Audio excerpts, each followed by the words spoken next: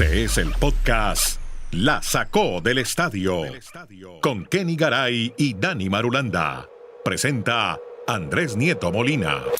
Vamos a un episodio más de La Sacó del Estadio, el podcast que le habla de todos los deportes, las poderosas ligas de los Estados Unidos, mucho fútbol. Y empecemos hablando de NFL, porque en el episodio anterior habíamos hablado de la llegada con mucha influencia de los señores de Green Bay al equipo de Miami. Ahora hay conmoción, hay terremoto también en Buffalo, porque se va el head coach del equipo, el famosísimo Buffalo Bills.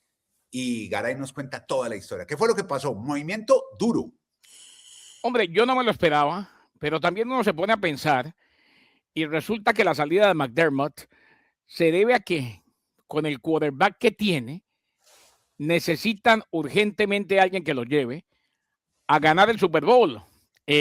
Más allá de que no lo culpo directamente a él. Otra temporada en la que no pudieron llegar, Brandon Beane fue promovido de gerente general a presidente de operaciones, recordemos. Beane encabezará ahora la búsqueda de un nuevo entrenador en jefe que guíe a Buffalo en su temporada de debut en su nuevo estadio. Chad McDermott deja Buffalo, el récord es de 98-50. Ojo, 98-50. Tremendo. En 9 temporadas. Una marca de 8-8 en los playoffs. Ganó 5 títulos consecutivos de la AFC del Este del 2020 al 2024. Pero ya no hubo más paciencia con él. Es difícil. El tener un super quarterback como Josh Allen puede jugar a favor o en contra. Es una espada, un arma de doble filo.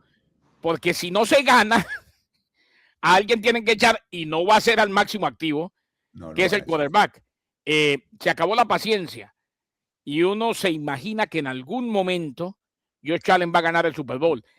Hay quienes hablaban inclusive ayer, y Marulanda pues muy seguramente tendrá un concepto muy, muy valioso, de Mike McDaniel. Decía, esa ofensiva está ni mandada a hacer para que McDaniel la domine, pero quién sabe quién será o a quién le darán la posibilidad de ser el nuevo entrenador de los Bills de Buffalo.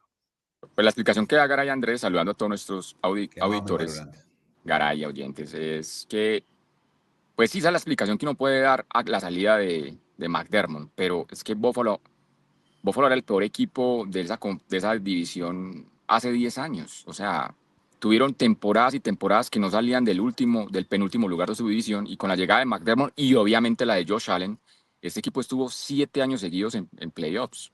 Claro. En seis de ellos ganaron por lo menos un partido y no ganaron ningún Super Bowl. Es más, no llegó, se fue de Buffalo sin llevarlo al Super Bowl, y creo que eso es pues lo que lo deja marcado.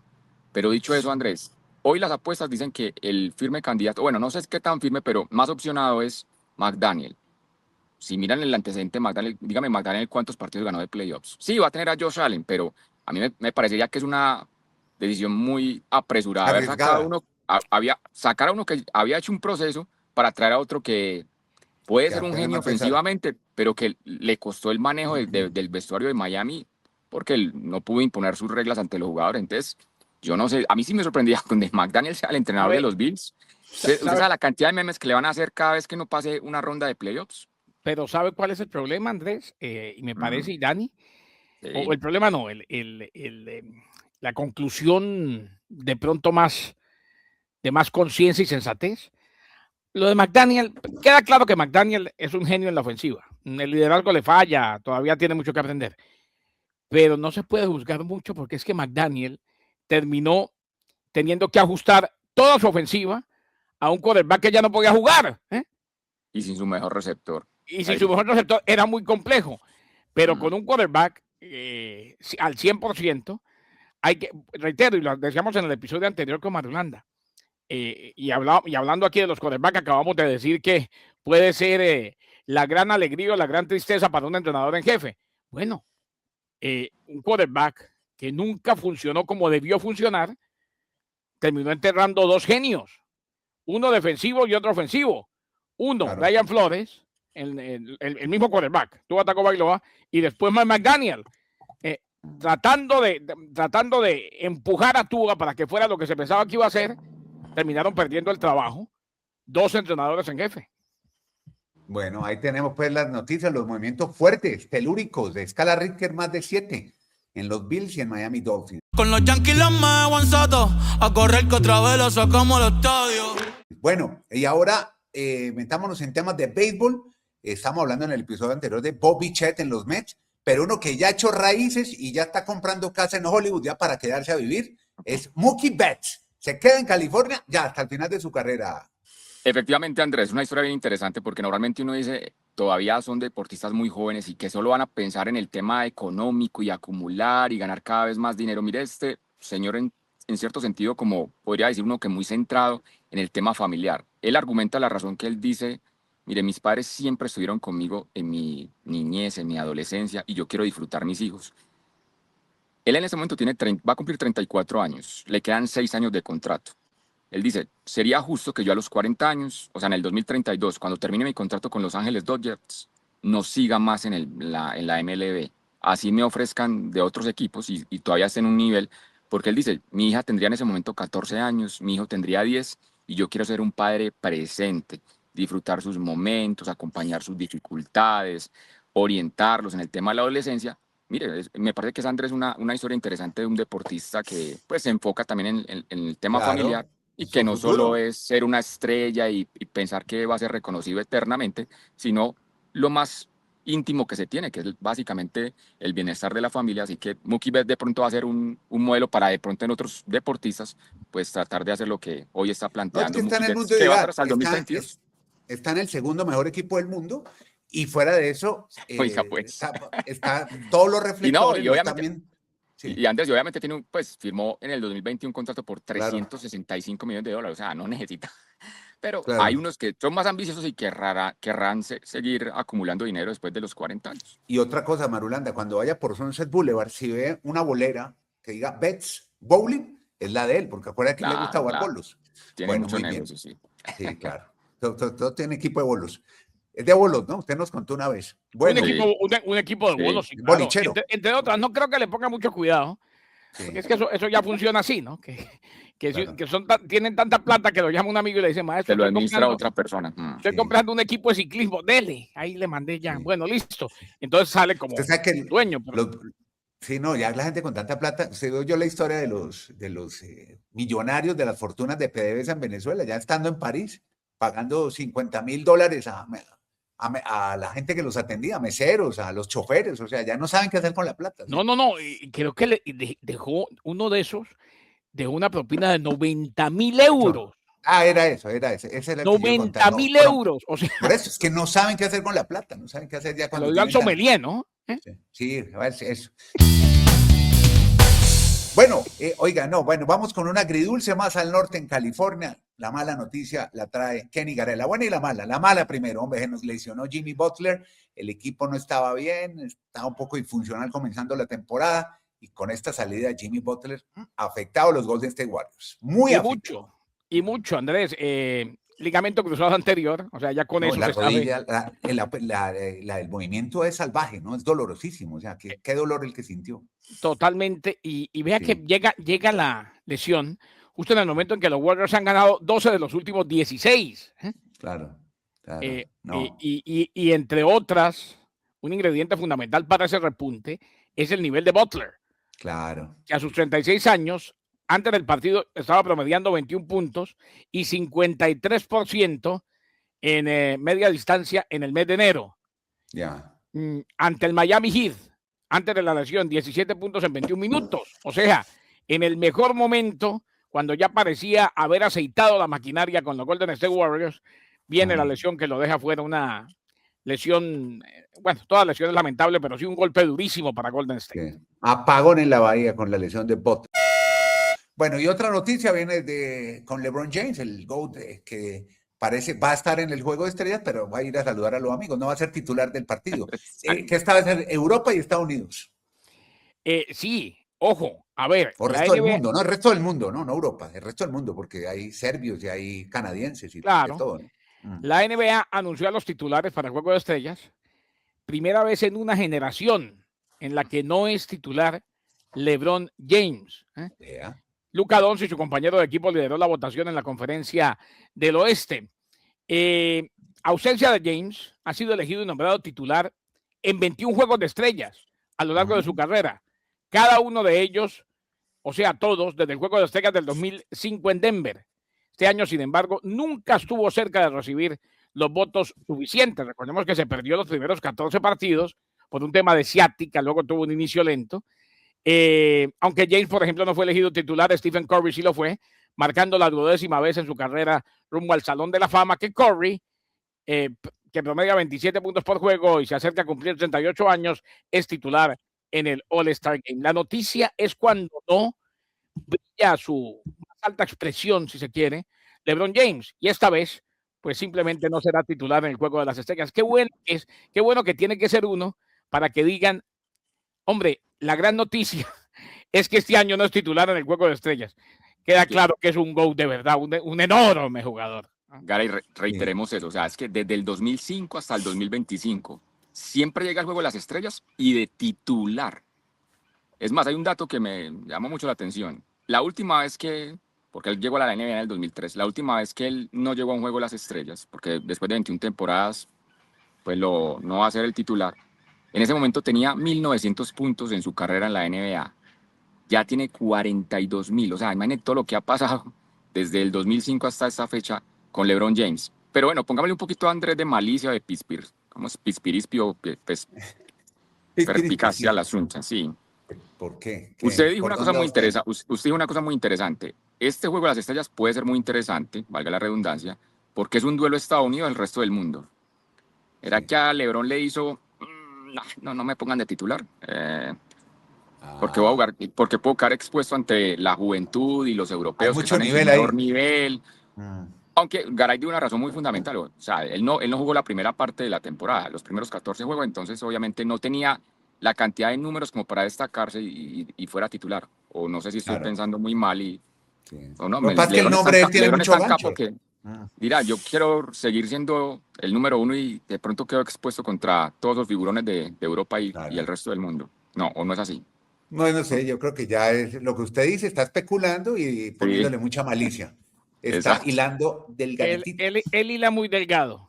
Sí, bueno. Todos los años no tenía problema y cuando no jugar contra los europeos, no, yo no voy a ser titular. Podcast La Sacó del Estadio. Bueno, hombre, hablemos de Abierto de Australia, que siguen saliendo los cabezas de serie, Marulanda. ¿Qué pasó?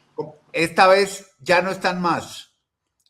Marta Kostyuk, la ucraniana, la famosa, la del discurso, la de la hermana en Ucrania, que duerme a bajas temperaturas en medio de la guerra con Rusia. Leila Fernández, la canadiense, ¿te acordás? También fuera, la número 20.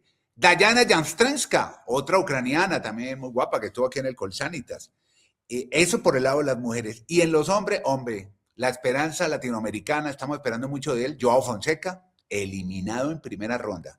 Era el número 20 y otro, un italiano, 14, Flavio Coboli. Así que muchos oxidados. Les dio duro el fin de año a todos estos tenistas que no aguantaron ni un partido en este Abierto de Australia, que como nos contaba Fabiola Zuluaga, hace poco que tuvimos la oportunidad de hablar con ella, la dificultad es la llegada ya a 36 horas de avión, pero la pista además y las moscas. Ella hablaba mucho de que hay, no zancudos, unas moscas que molestan mucho a los jugadores, unas moscas que suelen darse en el verano australiano y sobre todo el calor. La pista con el calor se vuelve mucho más difícil para jugar. Son algunas pero que los tratan como reyes. Los mejores carros de alta gama, la mejor comida, los cuidan como unos niños chiquitos a todos los tenistas en Australia. Muy buena la organización. Eso hablaba Fabiola Zuluaga de hace algunos años cuando fue semifinalista. Porque lo que es indudable, Andrés, es que siempre es el Grand Slam con más sorpresas, sobre todo para esas primeras rondas. Y yo creo que también le tienen que añadir el aditamento de que en muchas sociedades, pues obviamente la temporada decembrina, pues obviamente están en festividades, tomándose unos traguitos de más, o empezando el año. Unos buñuelitos. El verano en el litoral sur. En Chile, por ejemplo, usted llame a una oficina hoy a Santiago o en Concepción, no encuentra nadie. No encuentra nadie. Están todos en la playa o en la montaña. Entonces muchos de esos tenistas también se tomaron muchos vinitos o se comieron mucha natilla, mucho buñuelo, entonces obviamente no están adaptados para una exigencia como esa y por eso tantas sorpresas normalmente se dan en el Abierto de Australia. Podcast La Sacó del Estadio. Los que no han tenido buen comienzo han sido también los colombianos en el PGA, hombre. ¿Qué está pasando? Sí, hombre, estamos angustiados en este 2026, aunque está muy temprano, pues llevamos 20 días de este 2026.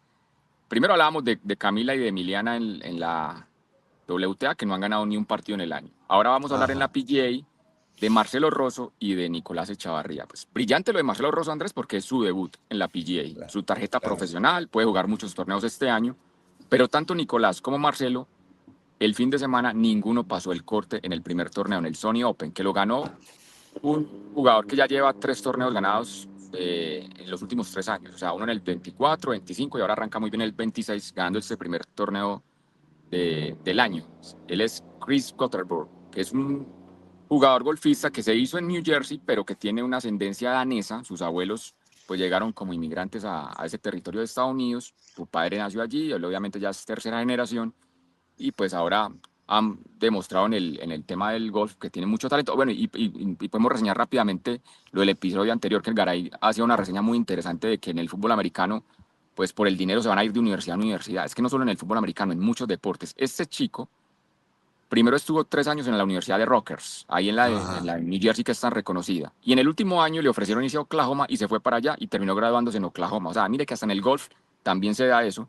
Y pues es un jugador que, reiteramos, Andrés, ha ganado 3 torneos en la PGA y que Marcelo y Nicolás, pues en ese primer torneo del año no pasaron el corte, o sea, no sumaron puntos, no sumaron dinero y veremos este fin de semana en el segundo torneo en American Express cómo les va a los colombianos. Aquí siempre estaremos muy pendientes de ellos en la PGA. La sacó del estadio. Ciclismo, hombre, Marulanda. Down Under comenzó el ciclismo en Australia. Y cuéntenos, esta es carrera World Tour de la que le gusta a usted. Sí. Es la primera para que anoten el calendario. Son 36 carreras World Tour este 2026. Esta es la primera del año en Australia, el Tour Down Under, que es entre pues, el 20 de enero y el 24 de enero, 25 de enero. 24 pues para el tema de la diferencia horaria con este lugar, con este tema, con esta zona del mundo mejor. Y hay 2 colombianos, Santiago Buitrago con el Bahrein, el equipo de Bahrein. Y también está Juan Sebastián Molano con el Emirates. Pues es una carrera, Andrés, muy llana, simplemente intentan pues ganar al embalaje y el primer ganador del prólogo fue Watson, un británico, Andrés, pues que es muy rápido, por un segundo se puso la maglia o la casaca del líder, pero esto apenas arrancaba, entonces es básicamente para reseñar que vuelvo en la misma cantaleta. Ya hablamos de las tenistas, hablamos de los golfistas y ahora el turno de los ciclistas colombianos. El panorama tampoco es que sea muy halagador de cara a que se vayan a tener grandes resultados. Vamos a ver cómo le va a Santiago Buitrago, a Juan Sebastián Molano, pues que han arrancado temporada en Australia. Tour Down Under. Jonathan Narváez, Jefferson Cepeda, que estaba en el Education First, y en el Movistar Jefferson Albeiro Cepeda. Es que 2 Jefferson, uno Alexander y otro Jefferson Albeiro. No se vaya a confundir, los 2 son ecuatorianos. Tenemos un prólogo, hay etapas de montaña. Ojalá que en la etapa de montaña, que va a ser, ya le digo qué día, hay un premio de primera en la segunda etapa. Y tenemos uno también muy arriba. Uy, me acuerdo cuando esto lo ganó Egan Bernal, ¿te acuerdas? Una época maravillosa. Comienzan en Adelaida. De pronto, tercera y cuarta etapa. Ojalá Santiago Buitrago nos dé ilusiones. Y Molano en las llegadas al sprint. Podcast La Sacó del Estadio.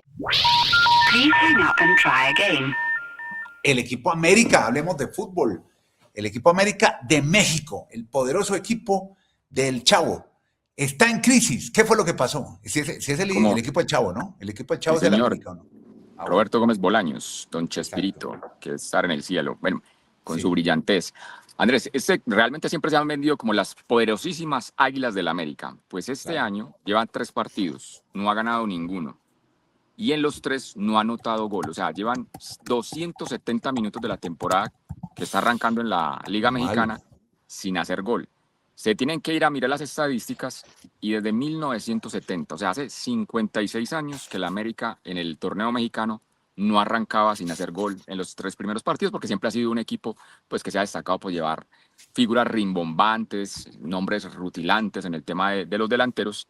Y esta vez, Andrés, yo no sé si el equipo se está, ¿cómo lo decimos?, envejeciendo, o es una nómina, Andrés, que pues tuvo éxitos tan recientes, los 3 títulos seguidos, que ya como que no dan para más algunos de ellos y no se han reforzado, pueden dar la explicación, pero bueno, en América y en la comunidad mexicana que es seguidora de este equipo hay preocupación porque han arrancado muy mal esta temporada o esta liga. Voy a hacer la aclaración, me la hace ella. Chespirito era el del América, usted lo dijo bien, pero don Ramón era del Necaxa, Kiko de las Chivas y el señor Barriga de Monterrey. Así Monterrey, y todavía el señor Barriga Edgar Vivar, creo que es el nombre, si mal la Edgar memoria no Vivar, me falla. gran actor. Él incluso va al estadio en Monterrey y se toma fotos todavía. Que es ya muy no es tan activo señor Barriga, ya Monterrey. está fit. Sí.